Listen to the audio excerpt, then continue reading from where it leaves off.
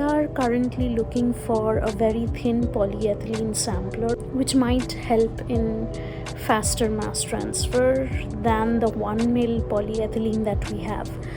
So I found the 0.7 mil polyethylene online, different stores, and I bought that. But I think I was just looking around for even thinner polymer. I was just discussing it with my advisor, and my advisor said, okay, let's look at cling wrap. How is that?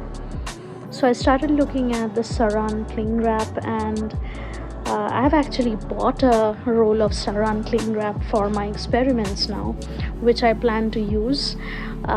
They are made of polyethylene. They were initially made of PVC, and I think in 2004 they started using polyethylene instead. So that might be the perfect one to experiment with, because it's of a thickness of around 0.3 to 0.4 mil, which is around 8 microns, I think. So the only downside of this is it's very hard to work with. So today I was just trying to work with the cling wrap and see how we can, work with it, starting from loading to deployment. And I think what will be manageable is to go with a size which is small enough for easy handling, and while loading or while deploying we have to give it some structural integrity by putting it on a steel mesh or something like that. So I just want to show you how I'm planning to load. So I was playing around with the cling wrap and the mesh and everything and trying to see what works out. So usually this is the bottle we use for loading, and what I'm planning is to make the size of the polymer and the mesh less than the diameter right here so that it easily goes in.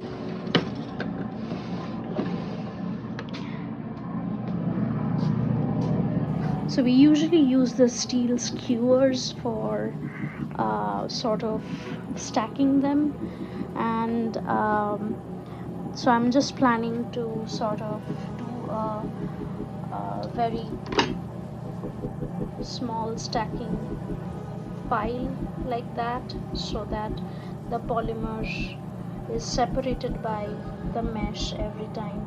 Like there are between two polymers there is a steel mesh of that size. So I was initially planning to go with this size, but I think so much mesh, it's not going to go inside the jar and it's going to take a lot of space and it might not be very effective. So I'm going to go for small polymers and small mesh size like that and go from there. So yeah, that's pretty much my plan. I just did not have the time to make the samplers yet. I'm just still figuring things out, but I think tomorrow I can work on this. Tomorrow I think I'm going to cut the samplers and sort of put them in the washing bottle and go from there. Yeah. And I have decided to make them of somewhat of this size, this is around, I think, 6 inches by 1.5 inches. I'm sort of interspacing them with these similar but shorter cut mesh, steel mesh, so that they don't stick to each other. And this is the little sandwich pile that I have created up till now. I don't want to poke a very big hole in the middle of this, and I just hope I don't have to do that. That's all.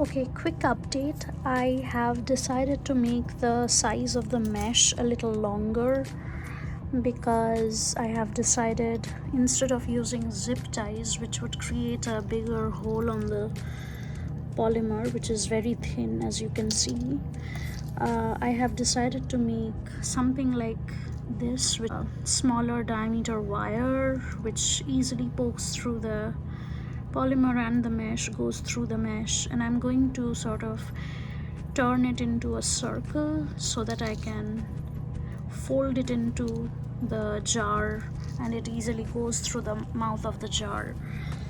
I'm stacking my sampler and mesh here side by side, sort of going through this pile and remaking this pile with the longer mesh interspacing the polymers, and then I'm going to put them all together on the wire, which is this one. So yeah, this is a copper wire which I found lying somewhere in the lab, so hope this works out.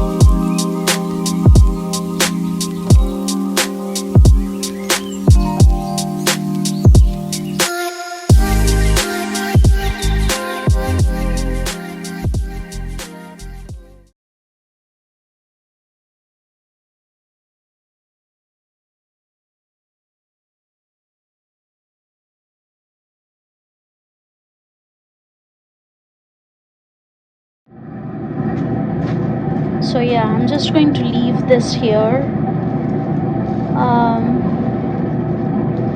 Probably cover it with a foil and leave it here.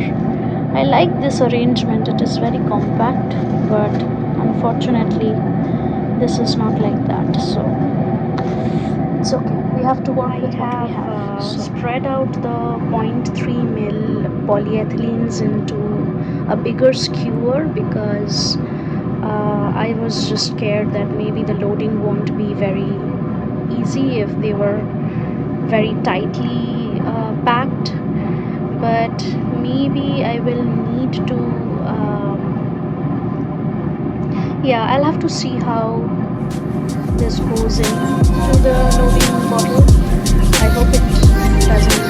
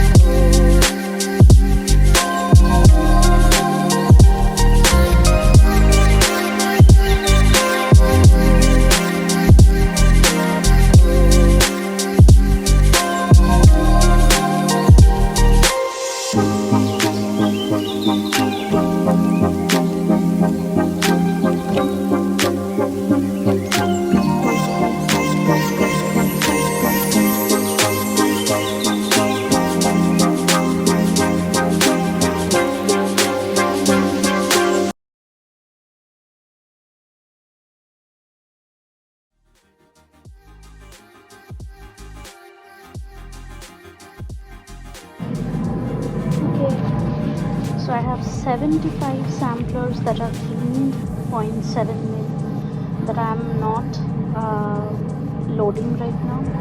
The rest of them, which is 183 minus 75 of them, are here in the loading bottle. I'm going to place the loading bottle on the shaker for 2 weeks now, and I'm going to cover it up like with foil and then put it on the shaker.